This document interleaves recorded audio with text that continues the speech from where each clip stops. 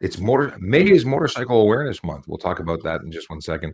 In the meantime, good morning, everyone. It's Sean Shapiro from Traffic Services. I am at the Traffic Safety Programs Unit with my partner Brandon, and we are talking about awesome stuff in Toronto. Well, mostly we're talking about awesome stuff everywhere because May is Motorcycle Awareness Month.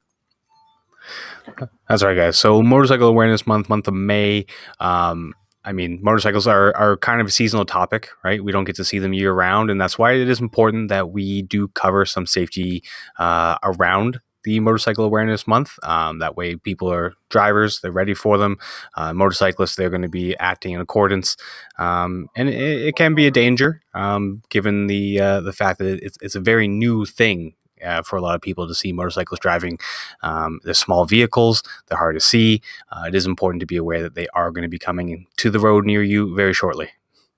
Well, and there's people who've been riding all year round, but it's a big thing that motorcycles have a smaller footprint. At a distance, we're looking for two headlights, and often people mistake a single headlight of a motorcycle as a two headlights off at a distance.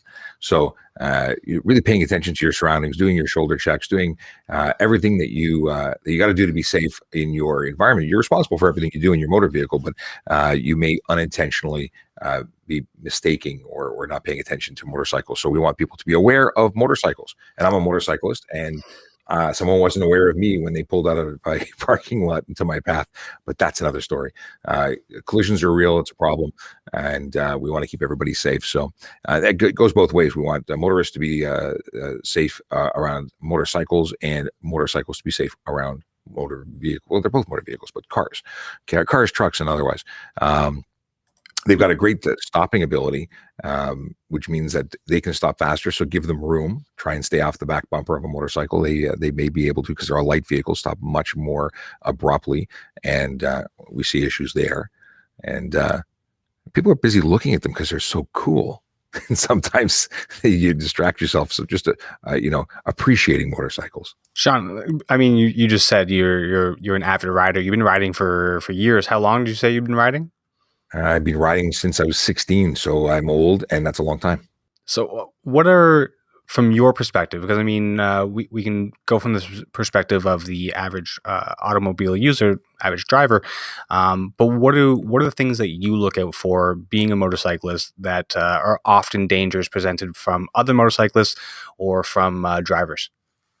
Well, it's hard to say. I mean, when I'm on a motorcycle, I'm hyper aware. I'm watching everything. You want to try and gauge your environment all the time. You want to give yourself space in an escape route. And going back to your basics of rider training, come into play. And if you're a rider and you don't have rider training, I really would endorse it. I know things are difficult now because many courses aren't running or available due to the times, but at your first opportunity to take a course, if you haven't taken one, take one. If you have first opportunity for an experienced rider, get a refresher course. These are really great skills. As a member of the motor squad, former member of the motor squad, training is a key part of what we did. Every year we would refresh our skills. In fact, there's a level 1 course going on, and getting new riders qualified and refreshing those skills on a regular basis to make sure you're safe out there is key.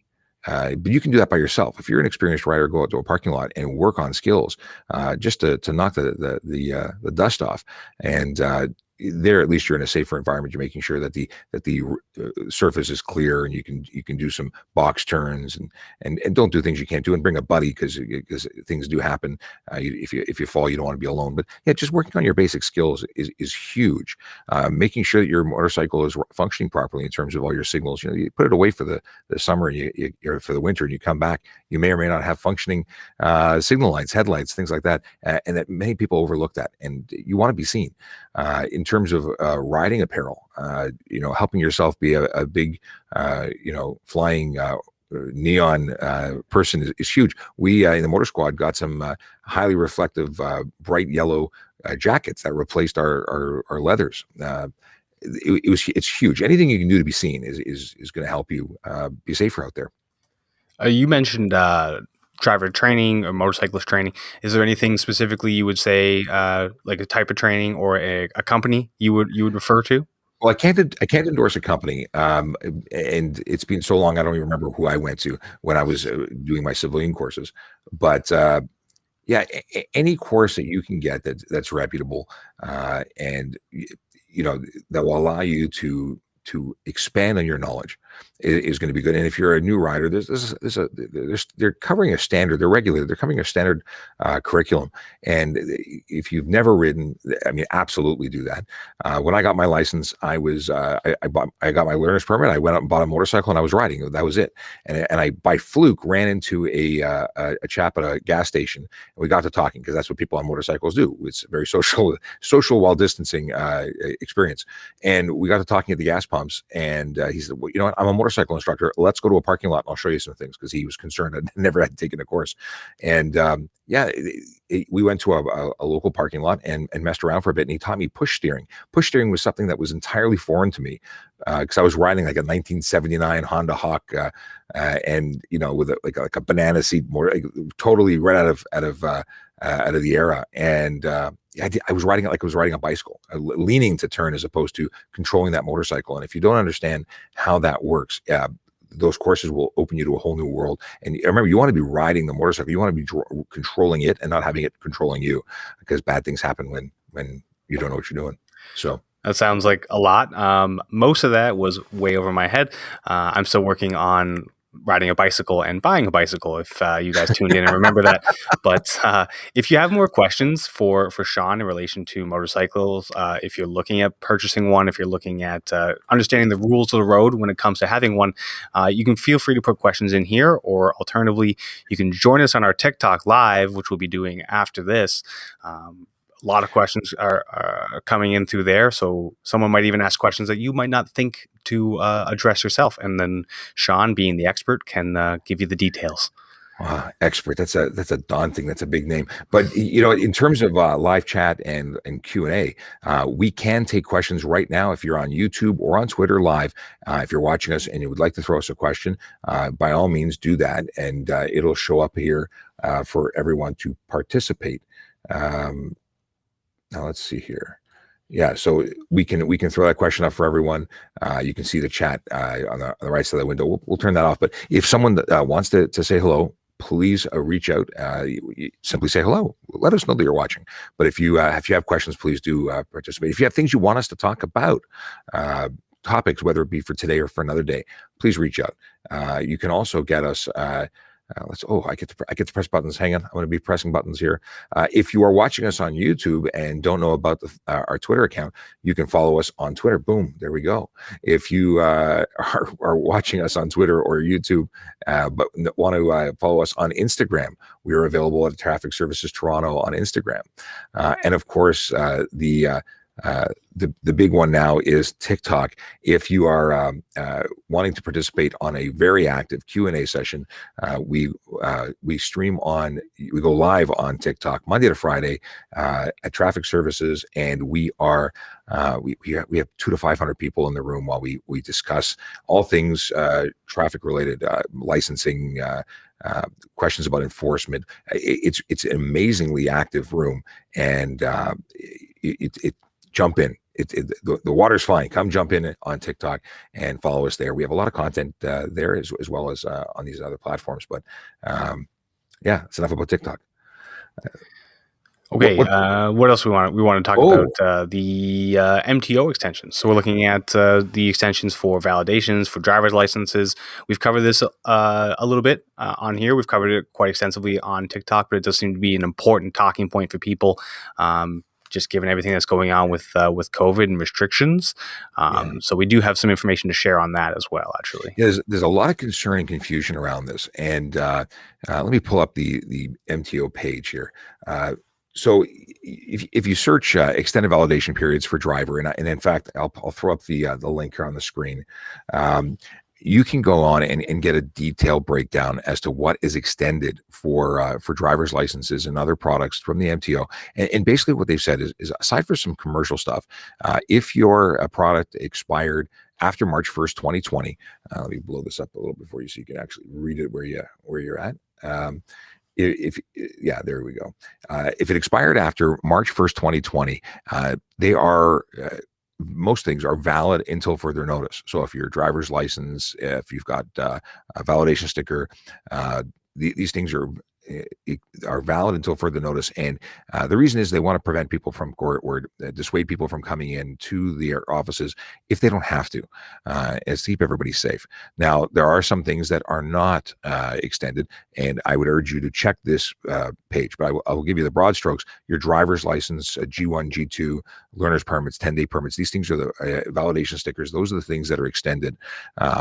Generally, if you have something that's unique or outside of that, please do check the website. Again, the web, you can either simply Google extended validation periods, or the URL is on the screen right now, and I'll leave it up there for a while. There's a bit of confusion there, and in fact, when I first read it, I misread it and thought that the commercial expiry of June 1st, 2021 applied to other things. And in fact, it doesn't. So this is the source of information.